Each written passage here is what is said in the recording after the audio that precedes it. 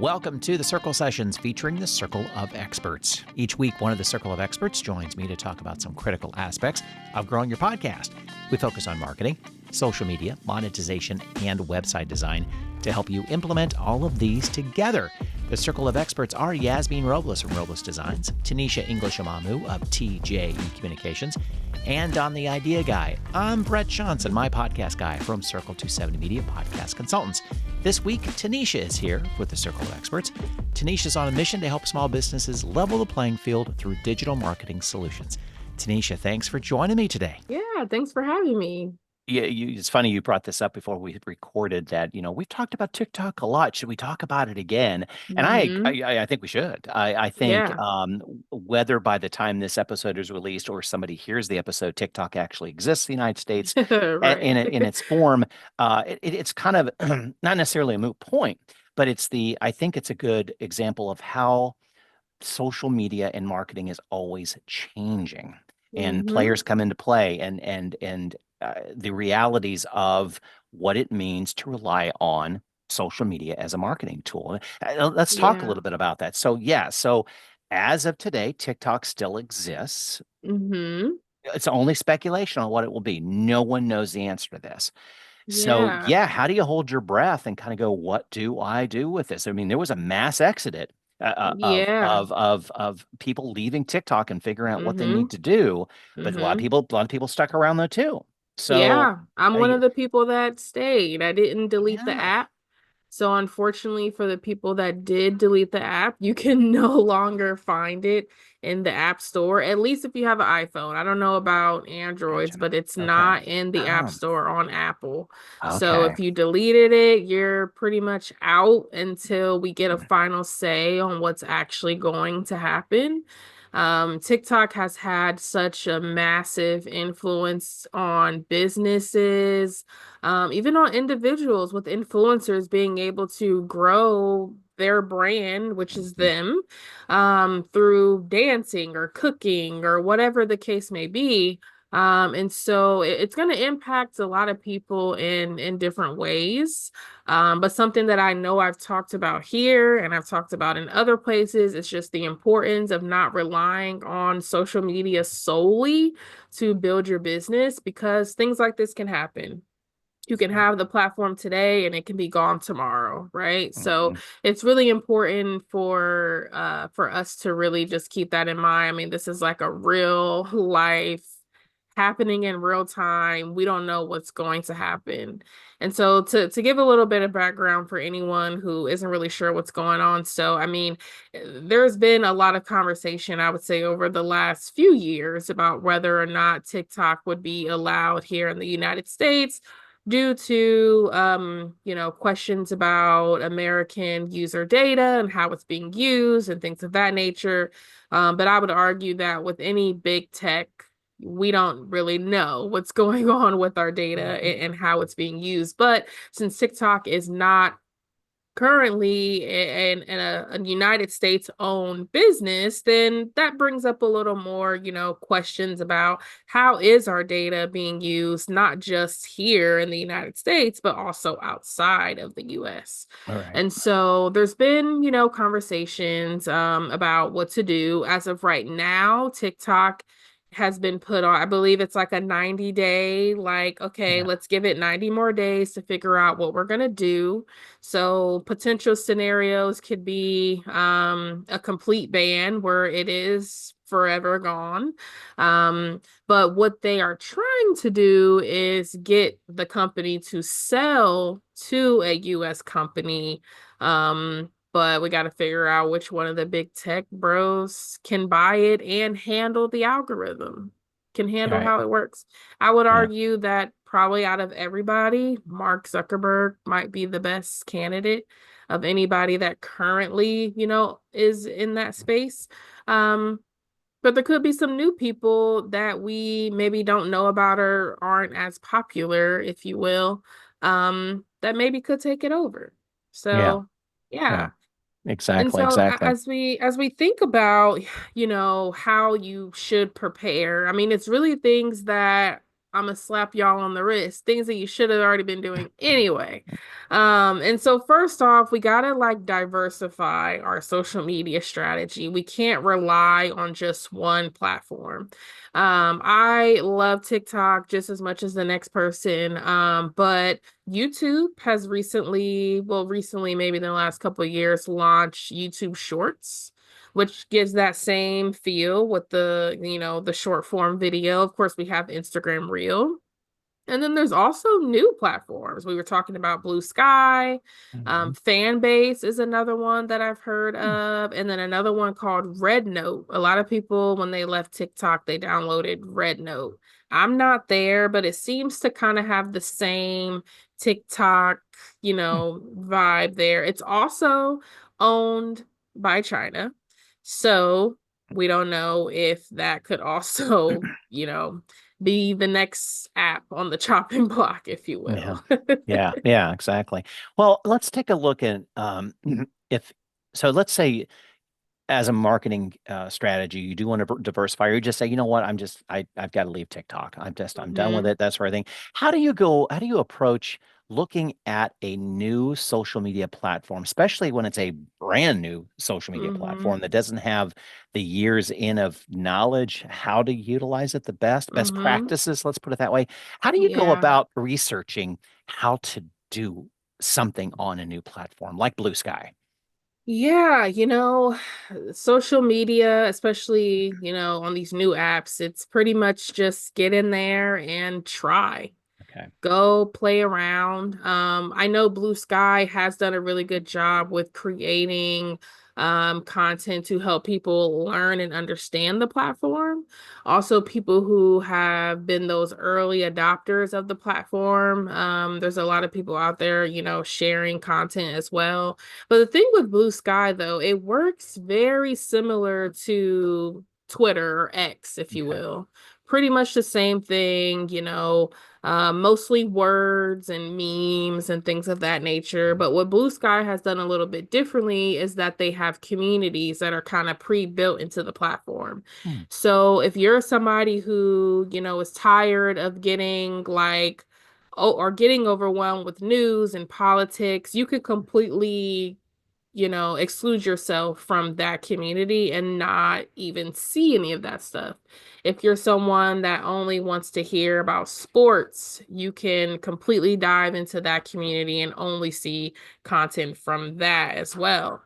And so with any platform, it's going to be a learning curve, not just for you, but also for the platforms to learn what people Hmm. want, how people want to use them.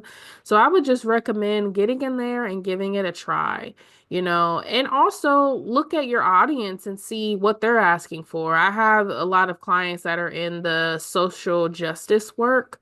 And a lot of our people are asking us to be on Blue Sky because they don't want to be on Meta platforms or they don't want to be on X anymore. So listen to your people, see where they're going, and also think about what makes sense for you too as a brand or as a business. Interesting. Okay. Yeah. Yeah. Yeah. Okay. Yeah. We've always talked about ask where your audience, where are they playing? Mm-hmm. Where are they comfortable in being as well too? Yeah. That's interesting that they put together some onboarding video, Mm-hmm. knowing there was going to be a big exit from a certain TikTok Right, platform right. that they are trying to at least attract them, even though they're not similar in nature, but at least it's an Mm-hmm. alternative. Yeah. Now you Yeah. mentioned fan base and Red Note. Can you give some nuances about what they are trying to do? Yeah, so Red Note is pretty similar to TikTok from what I've seen. It is owned by a China-based company. So, the only thing that I've heard negative so far about Red Note is that all of their terms and conditions are in Mandarin. Hmm. So if you can't read Mandarin, you don't really know like what exactly you're agreeing to there. I would argue that's probably because majority of users were based in Yeah, China, and sure. now, there's this big TikTok exit, and they will probably on their end work through those kinks and be able to open up the language to, multiple types of people. Yeah. Fan base is one that kind of came around really when Elon Musk took over Twitter Mm, slash X. And it is a black owned social media platform. There's been a lot of push for, especially with, DEI programs being pulled back, where a lot of people are really diving into community and wanting to uplift Black and people of mm, color social media platforms. So yeah, Fanbase is one of them. Kind of works similar to Twitter as well. yeah, At least the last time that I was on it, I haven't really opened it in a long time, but it was kind of like the same concept. And with all these new platforms, they're really putting an emphasis on people just being nice to each other, mm, trying to eliminate the bots, eliminate the hate, and just get back to what social media was made for. It was made for us to connect. And yeah, so there's a lower tolerance to a lot of the negativity yeah, and hate speech and things like that. Whereas, other platforms may have a little more free range there. But with these new ones, they're really doing a pretty good job with, keeping that type of energy away from the platforms. Of course, as they grow, this will become, more difficult to do. yeah. So, I mean, we'll just have to see how it all plays out. Yeah, I hear a common theme that you're talking about with the new platforms coming out. It's that return to being social, Mm-hmm. return to interaction versus just coming out and Mm-hmm. shouting, "Hey, look at me, what I'm doing today." Right, It's right. that, okay, we're posting this. I do want to hear what you think about it, or let's have a Mm-hmm. conversation, or what do you Right. think? I went through this Mm-hmm. today. What do you think? Kind of thing. So we may have Mm-hmm. a little bit of a mind shift when you go to a new platform to go, okay, the old ways aren't going to work here. We kind of have to go Yeah. backwards a little bit going, remember when we used to do this on Instagram? Mm-hmm. Yeah, you Mm-hmm. got to have to do this now. That's Yeah. interesting to kind of shake it in your head a little bit. Yeah, I think people are really tired. I think on both sides, people are tired of like as soon as you open the app, it's like hate, hate, hate, negativity, Yeah. negativity. Like it's overwhelming. And the apps were not made to be that way. And so a lot of people are really looking for community, looking for positivity, looking for places to really encourage other business owners to cheer other people on. And so some of these new platforms are doing a good job so far with, curating communities that are really safe spaces for everybody to be a part of. Yeah. Now you've been in it long enough. I want to ask this question, just kind of dawned on me for all the competition that is Hmm. against each other in social media. Why hasn't a true competition for LinkedIn come about? You Isn't that know, odd? yeah, yeah. It just That's a they very good question. I'm they honestly own it. They own They it. own it. They own it. Yeah. There's no one else really looking to create like a No. digital platform for businesses in that Yeah. way. I mean, I'm wondering if it's not as lucrative for people to do that. Or, LinkedIn kind of just has it down. I Yeah. mean, there hasn't been anything like it since. I know Yeah. exactly. It's just the oddest thing. And I And don't even get a ton of ads on my LinkedIn timeline either. So, I mean, I'm yeah, not really sure. I believe probably majority of their revenue comes from people having those paid premium yeah, accounts, probably. probably using it for recruiting. So you're paying for job postings and things like that. But yeah, no one has come for LinkedIn. I mean, that could be the next best thing. Like if you're Yeah. really trying to get your foot in the door on social media to create a LinkedIn competitor, but no one's done it. I know That's exactly. a good point. Yeah. Yeah. Now, and again, whether they've done it perfectly or not, that I don't think that means that it is, but it's that. But they've Right. kind of got it cornered, but Yeah. they're so slow to move to react to users' wants and needs though as well. So Mm-hmm. it's one of those. True. Not that they are taking advantage of anything, but it's that you hear a lot of complaints about this, that, or the other about LinkedIn, and then they kind of like, Hmm. okay, we can do this. Okay, yeah, we'll Right. start to do this. We're Right. going to evolve a little bit because YouTube's doing this, so we're going to do this sort of thing. But Yeah. it's just interesting how they've how no one has come against them. It's just Yeah. interesting. And Interesting. I feel like LinkedIn has done, I mean, you see people maybe like hating on like, recruiters and all the bots and Yeah. things like that. But I feel like because LinkedIn is so business focused and they haven't tried to be anything else, it's just worked. And I Hmm. feel like, maybe LinkedIn could be a prime example of what happens when you just stay in your lane. Yeah. We do business and that's it. That's Right. what we do. Yeah, yeah, because I definitely know for myself it's a refuge to get away from politics. I know, Yeah. and I go there, it's one thing in mind, what I Mhm. want to do. Mhm. And I hear the pushback when people do post about, or I'll stop following people when they start to get a Mhm. little political. It's like, Yeah. not that I disagree or agree with you. I mean, I'll unfollow people that I agree with. I don't want to see it Right. in my feed. Right. This is not Right. the place for it. I'll read about it Mhm. or hear about you somewhere else. That's cool, but not Mhm. here, please. This is Yeah. where I Yeah. want to connect with And I people and think read about most things. people on LinkedIn have that same I attitude. think so. So when that type of I mean, even if somebody says something hateful and you comment to combat them, you're only amplifying their Mhm. hateful message. Yeah. So I think when we think about how these algorithms work, it works based on engagement. Hmm. And so with LinkedIn, you see people, if they do post something personal or political or things like that, people are quick to be like, no, this is Hmm. not the place. Like, please don't do this. Yeah. And so when you get that feedback, it kind of like deters people from even Mhm. going in that direction with the Yeah. content. Yeah, which is nice that people want to protect that safe space where you don't see that in other platforms. Yeah, Right. exactly. You just don't. You just Right. don't. So, what's the best way for a listener to contact you? That they're looking at a different alternative to. They're just whether it's getting away from TikTok or just like what, Meta's just not doing it for me anymore. I got to look at this. Mm-hmm. I'm interested in going to Blue Sky or this fan base you talked a little bit about. What that sort of thing. Yeah. What's the best way to get a hold of you to start a conversation? Yes, the best way is going through my website, tjecommunications.com, and set up a consultation where we can kind of talk through some of these platforms.